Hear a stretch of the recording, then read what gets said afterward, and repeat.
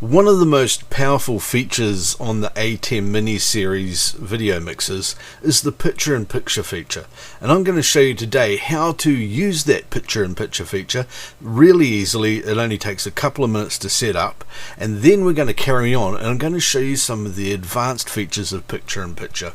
But first of all, if you don't know what picture-in-picture means, well, imagine, if you would, a gamer. This is a picture-in-picture over the top of a game that I've been playing. This is the Assassin's Creed map and everything I've got down here, and this box here that I'm in is a picture box sitting on top of that.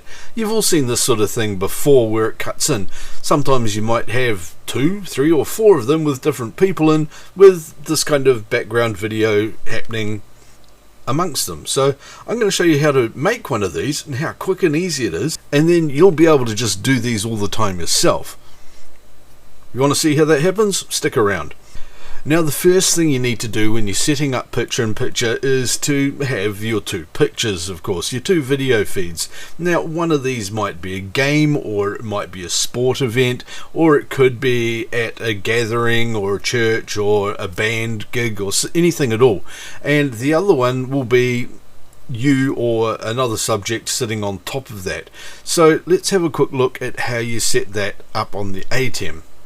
Let's start by looking at this Atem Mini here. Now, on the first video source here is where we're going to put the camera source that's going to fill the picture-in-picture.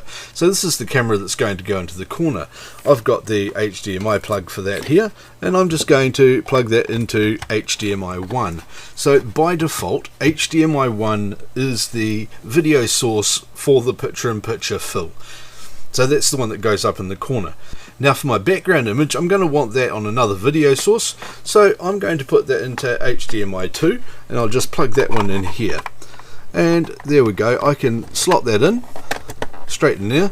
There you go. And now I have my 2 video sources, HDMI 1, which is the one that's going to go up in the top corner, and HDMI 2, which is going to be my background. So now I can just take these 2 images and superimpose one on top of the other using the controls on the Atem surface, and it's going to look like this.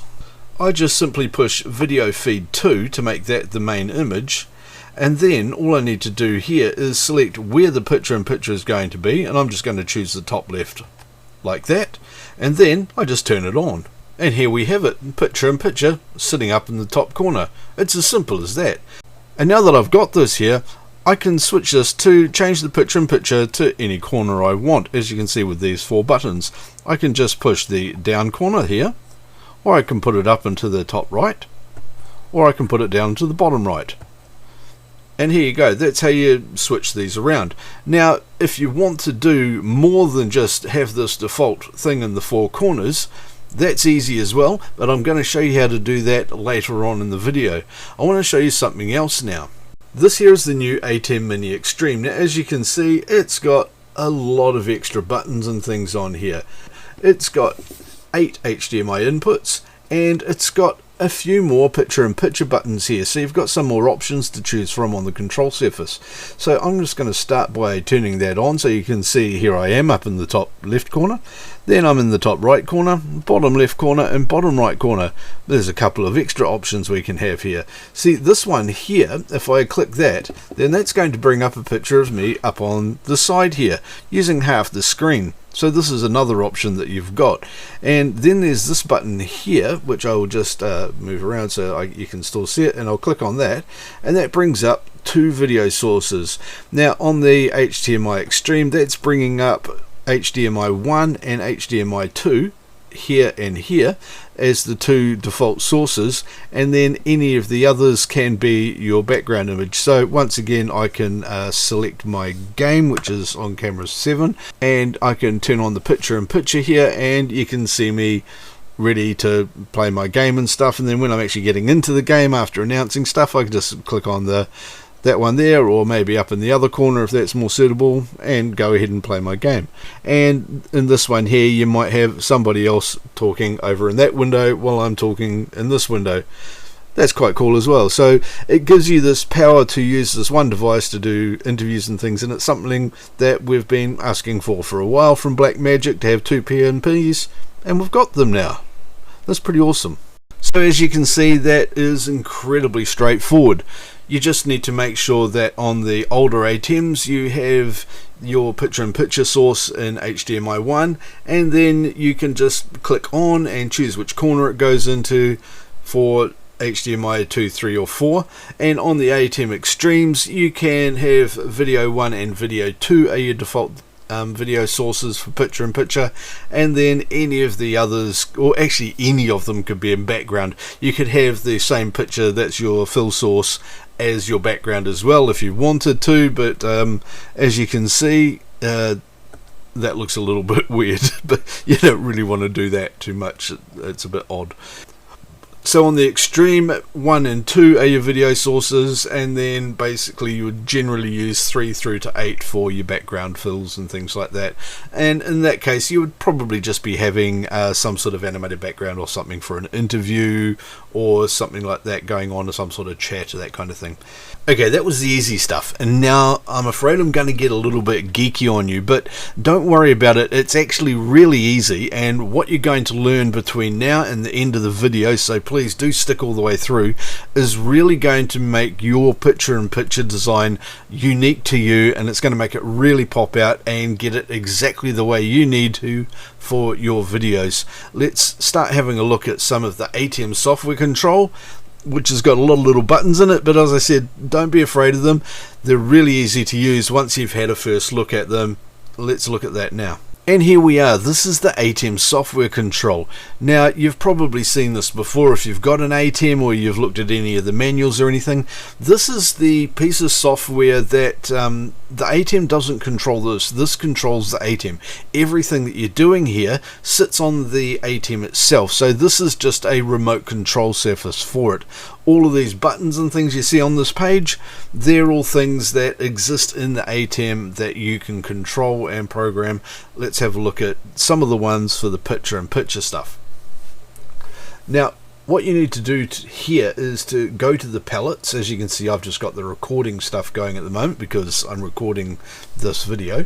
I'm going to go to the palettes, and you can see that there's this picture-in-picture box here that I'm in at the moment. We're going to manipulate that a little bit, and I'm just going to show you some of the settings on it.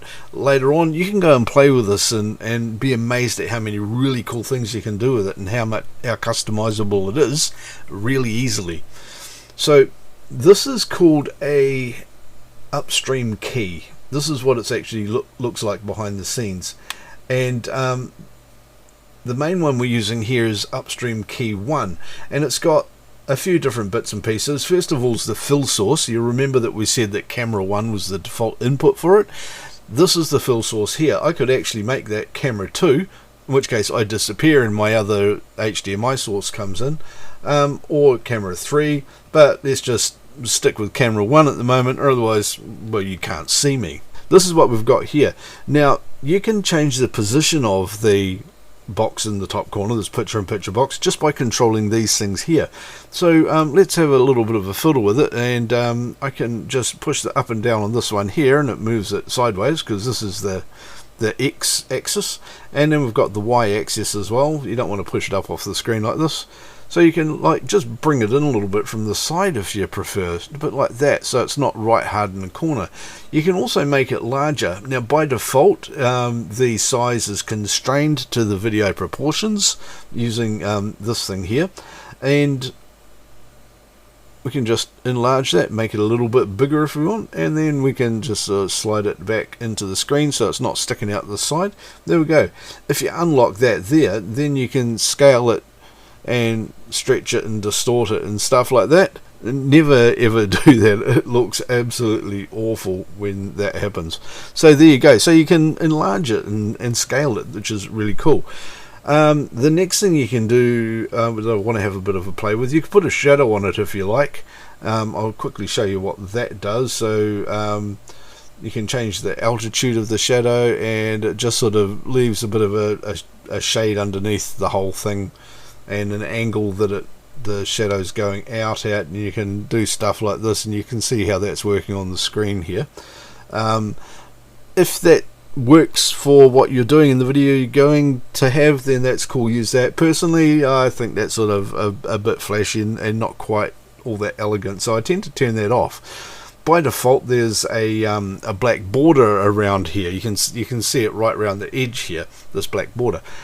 What I could do to show that border up a bit more, if you really want to, is choose a different color by clicking on it, and then the color palette comes up, and I could make that green if I want to. There you go.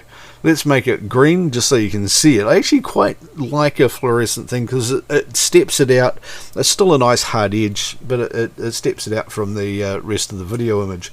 It also lets us expand with these border controls here, so I can make the outer border wider and push it further out into the screen. I can also make an inner border wider, and that pushes it into the picture-in-picture, so you can decide whether the border expands in or out, and you can also soften the border. So if I can make it a softer border on the outside, so I'll just make that a little bit bigger again. I'm going to make it too big now just so that you can see what it's doing, and you can just soften the edge. You see it sort of fuzzes off. I'm not a big fan of that myself, so I'm just going to leave that as 0.2, because you can do that on your keyboard as well. And the inner width, I'm just going to leave it 0. There we go. Just got a nice subtle little border. Let's make that 0.4 instead, just so it's a bit more visible on here. And then of course you can change the border opacity, which means that it's partially see-through or fully solid. That's up to you. Then down here there's a couple of neat little tools you can use here as well. So this picture-in-picture I've got here at the moment, there's something that's a cool trick. You see, when I'm looking here, or I'm looking at the screen, I'm actually looking outside the screen here. I'm looking off that way. That's not a good thing to be doing. You want to make sure that when you've got a picture-in-picture, you want to be looking into the screen. So you want the people to be looking at the same thing you're looking at, which is not over here where my lunch is. What we want to do is move that across the other side. So I'm just going to quickly do that here by changing the x-axis. And I'm going to move me all the way over here. There we go. You can't quite see what I'm doing now, of course, so I'll just scroll that down. So that's cool, and that's a great position because now, as you can see, I'm looking down into the screen with you. So what I'm going to do is I'm going to set that as position A, set that as keyframe A. Now you'll see what I'm doing here in a minute. Now maybe when we're not looking in the screen here and I just want to talk to you, I want a slightly bigger picture and more in the middle. So what I can do now is I can enlarge the whole picture. So remember the size thing here, let's go to 0.6 instead. Okay, we'll make that quite a bit larger, so 0.6, enter. There we go. That's a lot bigger, isn't it? That's a lot bigger. Okay, so now I can move that sort of into the center of the screen. Actually, if I go 0 and 0, that's going to put me in the center of the screen because those coordinates are all based on screen center and offset from screen center. So here we are. Now I'm in the middle of the screen. So that's pretty cool. Maybe I want to make that just a little bit bigger, make my logo bigger so that the background's less significant. So now if I'm sort of starting a game up and I want to talk to you and do all this sort of stuff, and then I want to start my game, okay, so what I'm going to do is scroll down. I'm going to set that as position B. There we go. So I've got this one picture-in-picture thing set into positions, and now if I hit these here, these buttons down here that you can't quite see, oh yeah, A and B off to the side over here, that's these ones. Okay, so position B is where we are now, and then I can click position A and it runs to position A. How cool is that? Did you see that?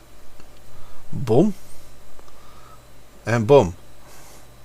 Now all you're doing there is you're setting a position and then saving it, setting the next position and saving it, and you can tell this to run to any of those positions. Now this has to be done inside Atem software control.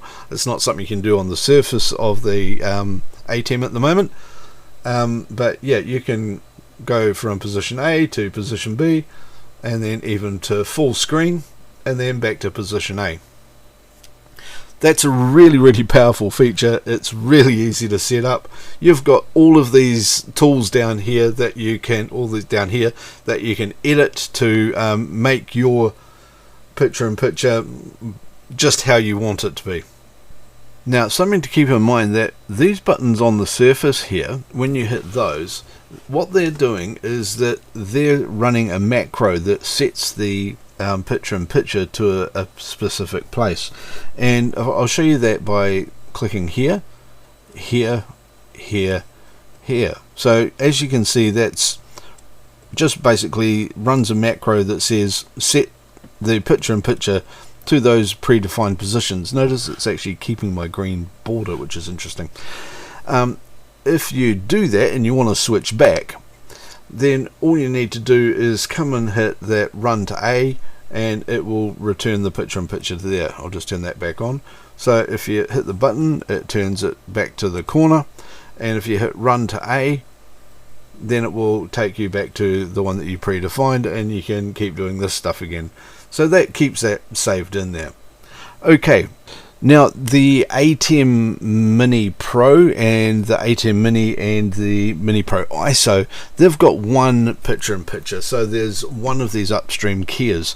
In the Atem Mini Extreme, as you can see here, and I will just flip myself up to the other corner just for now, you can see here it's got 4 of these upstream keys.